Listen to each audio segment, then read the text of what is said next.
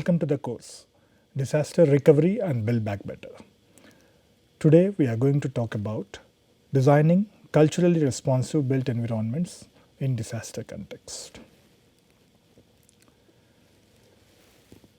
When we talk about the cultural responsive built environments in a disaster context, and one has to understand the basics of the cultural issues and how especially they are related to the built to meet needs and how they change from the pre-disaster context, during disaster and the post-disaster context and over a long run process.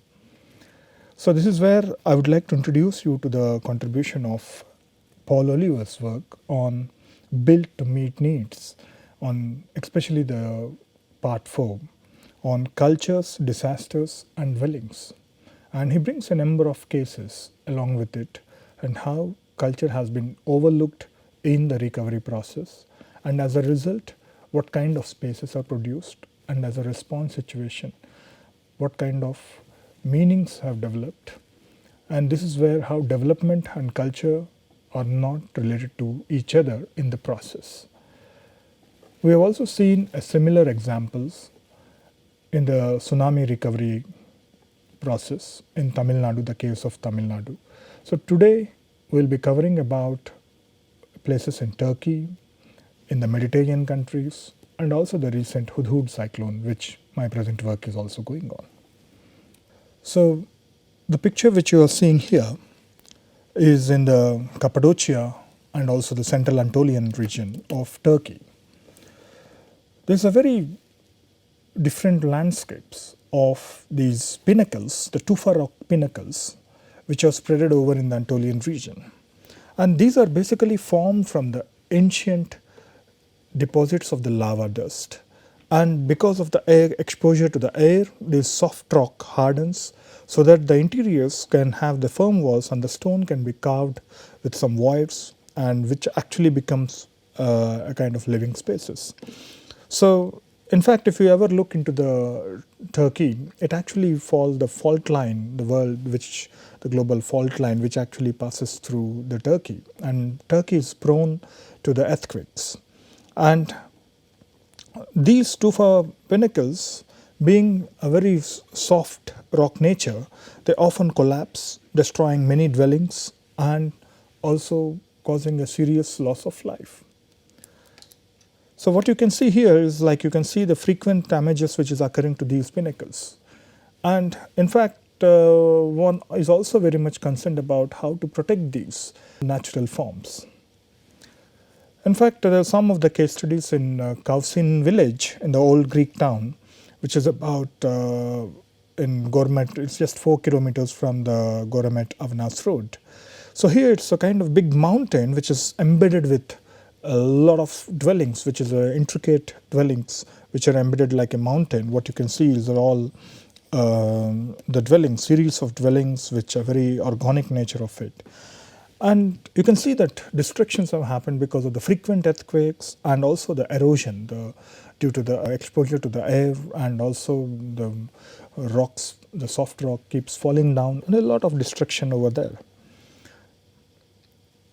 And during the earthquakes, and of course these communities were given an opportunity to go back and resettle in some place, but somehow they denied going back. Many of the communities, they denied going back, and they came back and they tried to settle in the vicinity of this village, despite of knowing that this place is prone to the earthquakes and there is a danger, they are going to live on this edge conditions. But still, why do you think that these people have come and stayed here back? Here, we have to notice one thing. It is not just only on the matter of safety which communities have thought, there is also the other aspect of their livelihood which they also have, which has actually attracted them back to it. And that is where, because it's being a tourist spot, so it has actually brought these people back, and they started, instead of settling in the above areas, they started settling in the bottom part in the foothill area, and where they have some restaurants or some kind of economic resources. So that is where the tourist economy is also an important aspect, how communities have believed that their livelihood is also a part of cultural resource. And we'll go to another case in the same Mediterranean climate. In 1968, there has been a vast earthquake which has destroyed the western Sicily, almost leaving 1 lakh people homeless.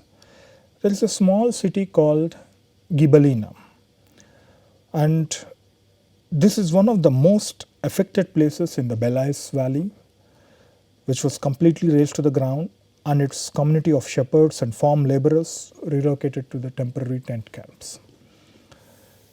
Now, when you talk about an earthquake affected area, obviously the whole rubble creates a massive scene, that is very destructive scene for the people.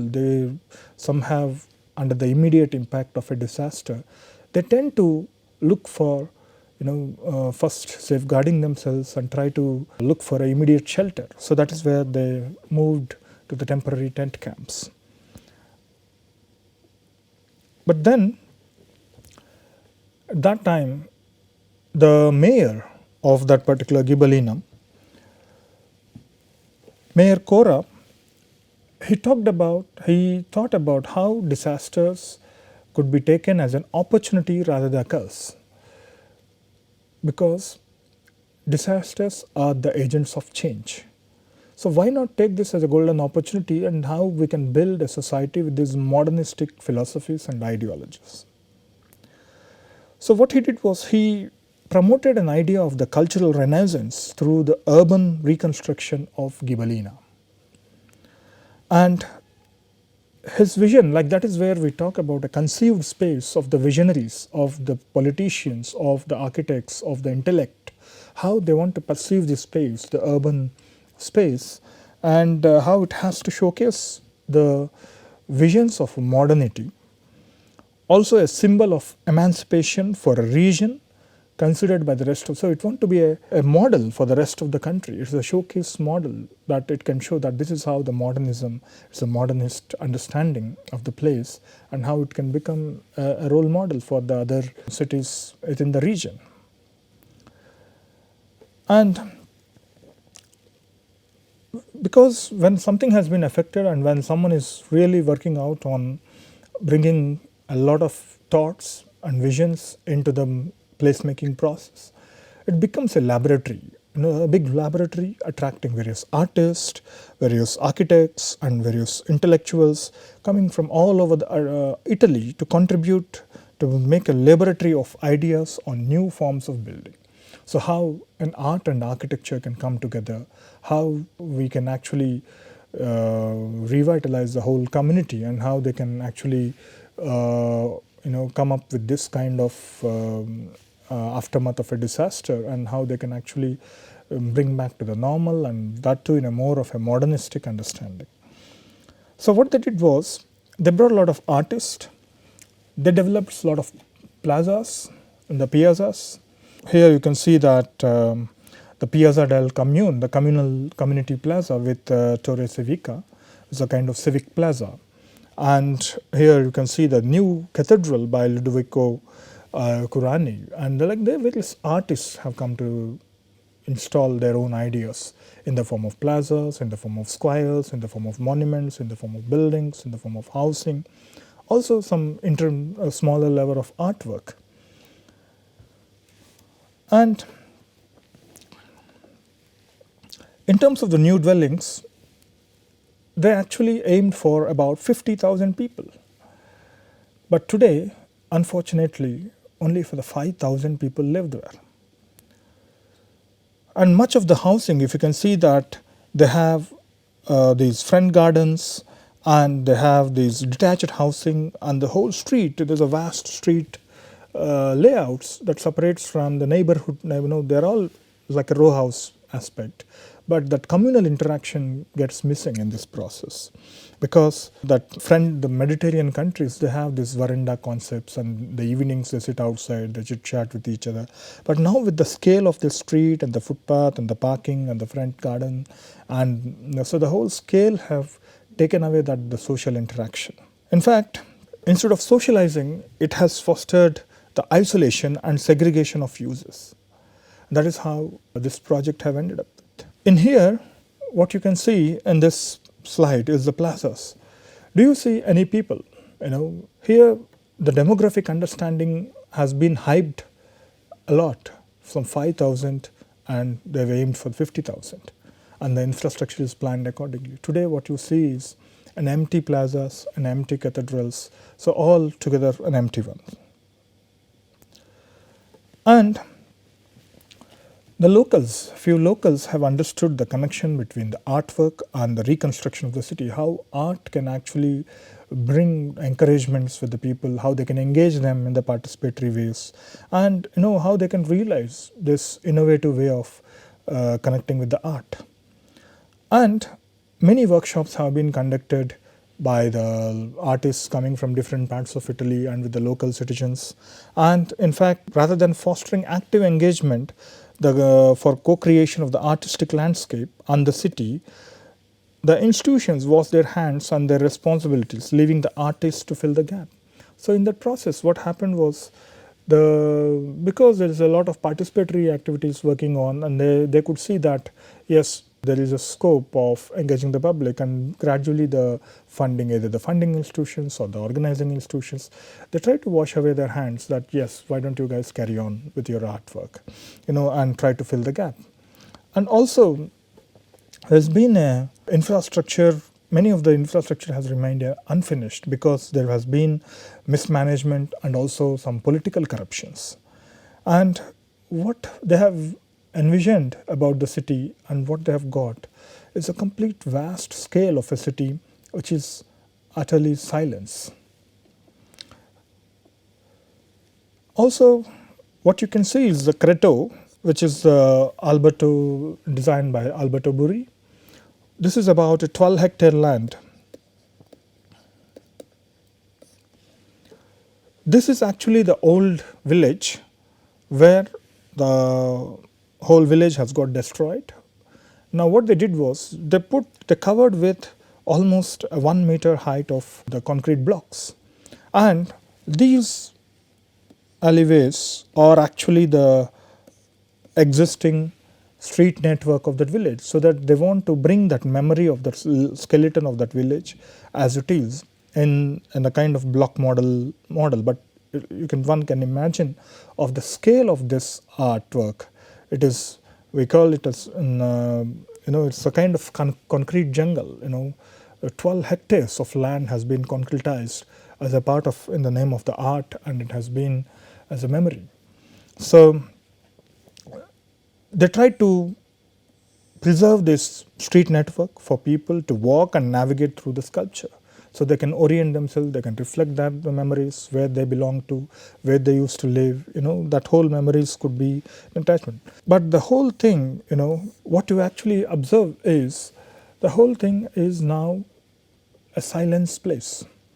Unfortunately, the Cretto and the Ghibellina Nova, which have been rebuilt, the common thing is the silence. And why this silence is all about? I mean, what are the factors that brought this silence? The first one, the Cretto, which is captured under the shroud of cement, archaeology of the archaeology,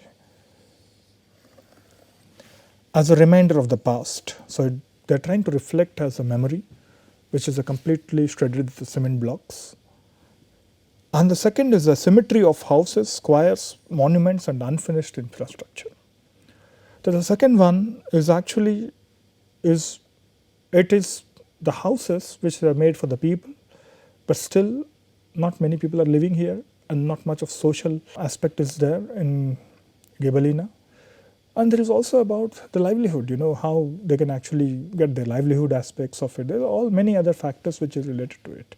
So the scale has been in this what we are learning at the scale has been hyped, and as a result of that, what we are seeing is the infrastructural input has been mismanaged and an unfinished work has been held over. So in that way, in the name of beautification of the project, but it has actually created a different ugly unfinished parts, and in that way it has also developed some kind of illegal spaces, that people just left over these unfinished artworks or unfinished projects like that, because of there was a funding mismanagement, there is the institutional, the way they looked at these artists and the work. So this whole thing has actually reveals us that the lack of understanding of the local cultural needs and how the short term, medium term and the long run adaptation process. So how one can think of the incrementality and one has not think of the incrementality. So if the same project has been thought in a more of an incremental level, that would have been a better success. In a cultural context, when we are providing a shelter, there is always two, and they are very distinct. One is the haves and the have-nots, the powerful and the powerless, the relief organizations and the victims of the disaster. So one is on the upper hand and one is on the taking hand.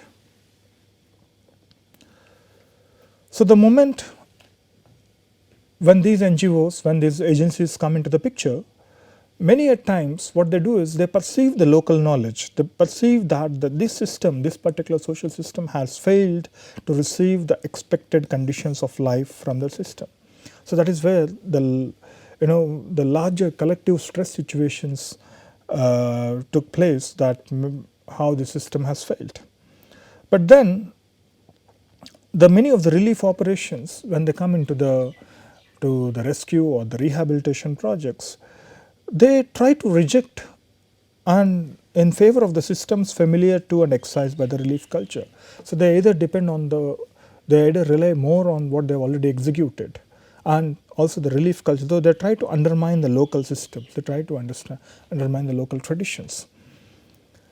And a victim culture is always been made aware of the failure of the local, traditional and indigenous systems to either anticipate the disaster or be able to cope up when it happens. So basically, the moment a foreigner, the institution comes working to serve you, and that is where they see that this whole system has failed. They never see that how this has survived all these years, how they used to live, what are the mechanisms that they do have. So that complete ignorance of and lack of understanding of the system, that brings a big gap. That is where such kind of situations, when they were made aware that your system have failed, that is where it leads to the loss of faith in the traditional leadership and hierarchies of the social and the religious order, making the distressed community still more prone to the external influence. So some of the options, they come with a ready-made options, either from what they've already done before, and they just give you, this is the options, why not you take one of these. Doreen Massey, a geographer, she talked about place is a social construct, and we actively make places, and our ideas of place are the products of the society in which we live. On the similar context, can we not link the dialogue of, can the vulnerability of a place is also a social construct? Because we are the responsible people, how we are making ourselves vulnerable in that particular situation. Let's come to some of my own study, which I am currently doing. This is on the Hudhud cyclone affected areas. So I visited some of the villages in Visakhapatnam, which is in the coastal Andhra Pradesh, and I visited many of the government officials, the collectorates and the statistical department to see what other NGOs are working on and what kind of projects they are doing on, and how the damage statistics have been gathered. So many of these reports, whether we talk about the damage statistics, how much loss of life is damaged, how much property has been damaged, they are narrowed down to the numericals. They are narrowed down to the surface structures of the society, and they are often reduced to the statistical terms. So you can say that estimated crop loss, this much, area more than 50%, number of people evacuated, number of villages affected. So these are all narrowed down to numbers. But that is where it is more to do with the economic aspect, how much fund is required for it, how much investment is needed for that. If you look, these are some of the villages called Bhimilipattanam, and you can see the traditional patterns of living. They have the thatch roof systems, which have very low eaves because of the cyclone affected areas and the coastal areas. So they try to have this indigenous understanding of the local climatic conditions. And it is also serving their way of life, how the fisherman's life is also celebrated and how functionally it works. But if you look at the modern constructions, you can see even the drainage has left just alone like this. So which means the agencies have looked only at a house, but not as a system of things. A settlement is not just only a group of houses. It is not just a thing. It is a system of things. And it can incorporate the road layer network, it can incorporate the drainage systems, the electricity, the supply, water supply. So everything together that makes a habitat. But here when you go on an individual, a house for a house, you build a house, when NGO comes and build a house, you go away and that's it. So what happens next? How it affects the neighbor? So that is where we are missing in that level. In many of the villages where I visited that these damaged houses, yes, they have been accounted that it's been partially damaged or fully damaged, but then these are left isolated because they might have moved to other place or they might have been adjusted to a new place, but what happened to these? So even after 10 years, if you ever go to Latur earthquake affected areas or even in tsunami, there are many villages, we can see these damaged villages just lying like that. So there is no thought process of how one can even clean up this debris or how we can reuse these materials. So there is all many aspects one can think of. So what you can see in the whole village is bits and pieces of the rubble which has been damaged by the cyclone or damaged houses. In between you are building a new house. So there is no understanding of the old part, but only they are looking at what we are constructing, you know. For instance, this is the story of a house, as a joint family house. And many of these poor houses, the government has given only 5,000 rupees as a kind of support to rebuild their house, the roof. And the reality is 3 families still live in the same house. So I was wondering how could they able to live in these houses. So then they said, yeah, we mostly sleep here, being a coastal area, we can sleep there because that 5,000 was not sufficient for us to keep all the roofs. So what we do is we negotiate with our neighbors and they sleep on the nights in their verandas. So that is how, when you narrow down to numericals or you narrow down only to the 5,000 rupees or a particular amount to be given, I think if you don't monitor it, how they are going to build up, and this is after 2 years, this is the case. So I think this is where one has to look at it is not how much you are providing, but how much they have done and what needs to be done. This is where a re-evaluation has to be done in these kind of cases. There is another case like where different corporate agencies come, like for example, this was a project by Infosys Foundation, where as a part of their corporate social responsibilities, they try to come and deliver the housing solutions. And when you look at this housing, they have a very good road network, they have very good houses, brick and concrete houses, slightly far away, like 2-3 kilometers, 3-4 kilometers from the shore. But then, at least when I visited this place, not many people have occupied these places. Maybe now people might have taken, but that point of time, not even a single person have occupied these houses. I used to take some interviews with them, and then I asked the fishermen why. They said, our fishing needs are very different. We want to stay close to the seashore. Though we like a house, but still our needs are a little different. So in gradual process, they also have worried about how the local politicians and their networks, how they can grab these houses on the name of fishermen. That is also one of the threat which even fishermen feel about. So If the fisherman has a different cultural need and similar to the Gibellina of understanding of the uniform and the standardized forms of housing, and how it often gets rejected by the communities because of their cultural needs, livelihood needs. That is where we say about the house is a denotative, whereas a home is a connotative. The house or a small dwelling describes the structure, whereas the home is symbolic of the life spent within it. The home is a connotative of the deep structures of the social system and how these are reflected in the family's relationship to the domestic space it occupies. So here, what we are able to see is that it is not just the four walls which a house is all about. It is about the family, it is about their social relationships, how a social space is created. So Henry Lefebvre talks from the conceived space which the planners or the foundation have visioned like this in a modernistic understanding, and the perceived space how they try to adjust with it, and the lived space come with a longer run adjustments, longer run accommodation, how their habitual practices set this place with a different meanings, how they manifest these spaces with the cultural dimension. That is where the lived space comes into it.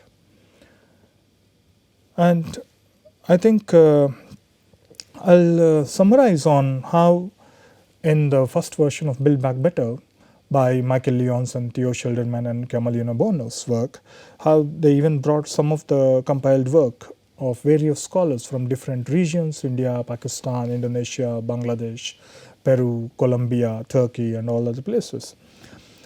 So the model which has been followed in the reconstruction processes, one is an aspect of addition. Like what they do is, sometimes the approach is through a singular NGOs, like okay, there are 5-6 houses this NGO will sponsor, another 5-6 houses this NGO will sponsor. So that time the NGO only looks at that house. They only talked about one house, one at a time, one family, because their contract is all about delivering 2 or 3 or 4 houses. Whereas in the multiplication model, from one house to 100. So here, this is where the agency-driven control. So what they do is they develop a schemata or a model of a particular house and they replicate it, whether it's a township, whether it is a cluster. So in that way, they try to develop as a uniform and the standardized models of it. And this is mostly as an agency-driven process. Whereas the replication, it is basically a cluster has been developed and that would be replicated in the whole settlement. But here in this and this, in the agency driven process, what happens is the agency will not consider a lot of differential aspects, especially in terms of space requirements, the communal response to it, and their needs, or the situational analysis, how it has changed before disaster and after disaster. A woman loses her husband in the disaster, what happens to her? What kind of house she needs?